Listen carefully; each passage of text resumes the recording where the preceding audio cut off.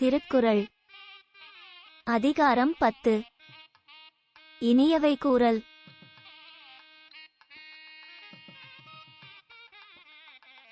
இன்சொலால் ஈரம் அலை படிரிலவாம் செம்பொருள் கண்டார்வாய்ச் சொல்.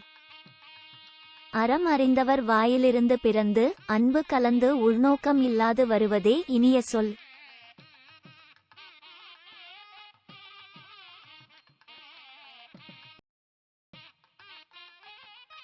அகனமர்ந்த ஈதலின் நன்றே முகனமர்ந்த இன்சொலன் ஆகப் பெறின். முகத்தால் விரும்பி இனிய சொற்களை கூறுகிறவனாகவும் ஆகிவிட்டால் உள்ளம் மகிழ்ந்த பொருளை கொடுப்பதை காட்டிலும் அது நல்லது.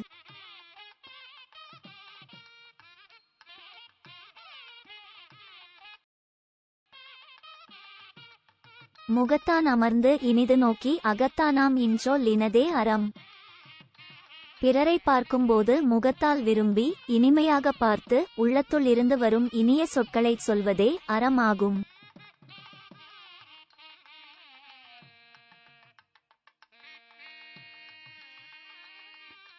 துன்புறுவும் துவ்வாமை இல்லாகும் யார்மாட்டும் இன்புறுவும் இன்சொல் அவர்க்கு.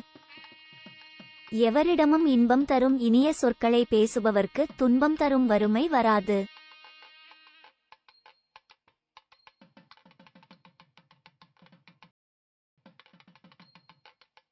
பணிவுடையன் இன்சொலன் ஆதல் ஒருவர்க்கு அணியல்ல மற்று பிற.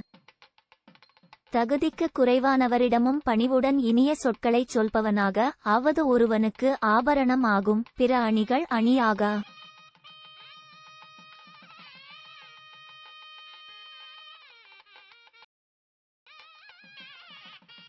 அல்லவை தேய அறம் பெருகும் நல்லவை நாடி இனிய சொலின். பிறர்க்கு நன்மை தரும் இனிய சொற்களை மனத்தால் எண்ணிச் சொன்னால் அவனுள்ளும் நாட்டிலும் அறம் வளரும், பாவங்கள் குறையும்.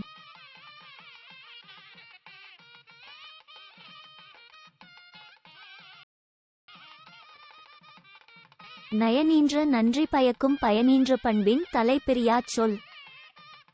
பிறர்க்கு நன்மையை தந்து இனிய பண்பிலிருந்து விலகாத சொல் இம்மைக்கு உலகத்தாரோடு ஒற்றுமையையும் மறுமைக்கு அறத்தையும் கொடுக்கும்.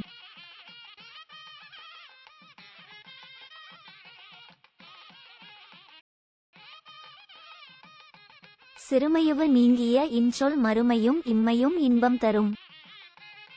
பிறர்க்கு மனத்துன்பம் தராத இனிய சொல் ஒருவனுக்கு இம்மையிலும் மறுமையிலும் இன்பம் தரும்.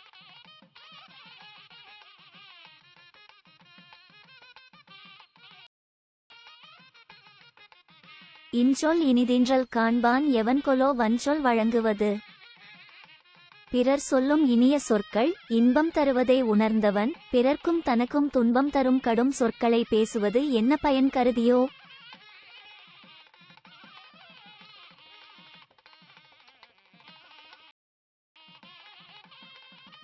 இனிய உளவாக இன்னாத கூறல் கனியிருப்ப காய்கவர்ந் தரு.